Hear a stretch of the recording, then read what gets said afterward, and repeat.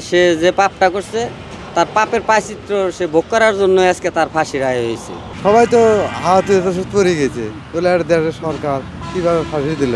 ওদের কর্মফলের জন্য ওদের ফাঁসি হয়েছে, জনগণ খুশি হয়েছে। জুলাই গণ অভ্যুত্থানে সংগঠিত মানবতা বিরোধী অপরাধের ঘটনায় ক্ষমতাচ্যুত পলাতক প্রধানমন্ত্রী শেখ হাসিনা এবং সাবেক স্বরাষ্ট্রমন্ত্রী আসাদুজ্জামান খান কামালকে ফাঁসিতে ঝুলিয়ে মৃত্যুদণ্ডে দণ্ডিত করেছে আন্তর্জাতিক অপরাধ ট্রাইব্যুনাল। আর এই রায়কে কেন্দ্র করে রাজধানী সহ সারা দেশের বিভিন্ন অঞ্চলে জনগণের মধ্যে দেখা যাচ্ছে মিশ্র প্রতিক্রিয়া। এ নিয়ে কী ভাবছেন এই অঞ্চলের সাধারণ মানুষ, সেই খবর আপনাদের জানাবো কালের কণ্ঠের এই বিশেষ আয়োজন জনতার কণ্ঠে। সঙ্গে আছি আমি অপু খন্দকার।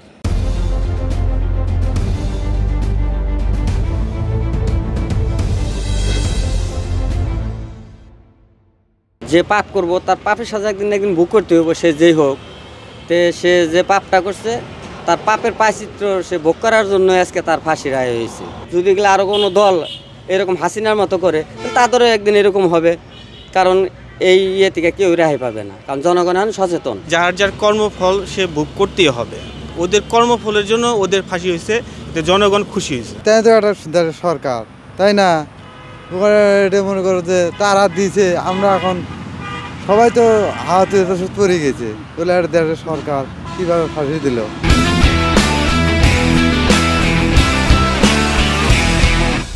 তারা বড় বড় মাথা আছে যারা ডিসিশন নিছে, আমার পক্ষ থেকে তারা ঠিক ডিসিশন নিছে।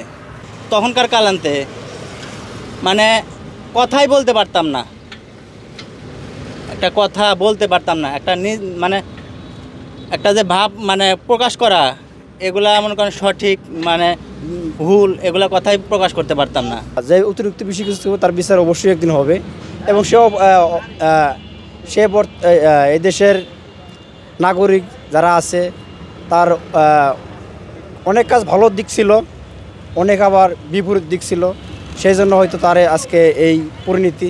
নির্দেশে হাজার হাজার লোক মারছে, আমরাও চাই আর ফাঁসি হোক। উনিও যেরকম কর্ম করছে সেরকম ফল উনিও পাইছে। আমার কথা যে পাপ করছে সে সাজা পাইছে ভাই, কিন্তু আমাদের মতন মানুষরা মারে থেকে চলে গেছে গা। আমার দেখেন আমি 3 মজুরের মানুষ, আমি 70,000 টাকা দিয়ে 7 তারিখে আমি বাড়াইছি, ও চলে গেছে 70,000 টাকা জরিমানাতে আমি বাড়াইছি। আমরা তো বালা খারাপ কি আমরা কাম করিয়ে খাওয়ান লাগবো, হাসানোরা বাদ দিত না, খালি বাদ দিত না, আমরা এই রাস্তায় তাও লাগবো।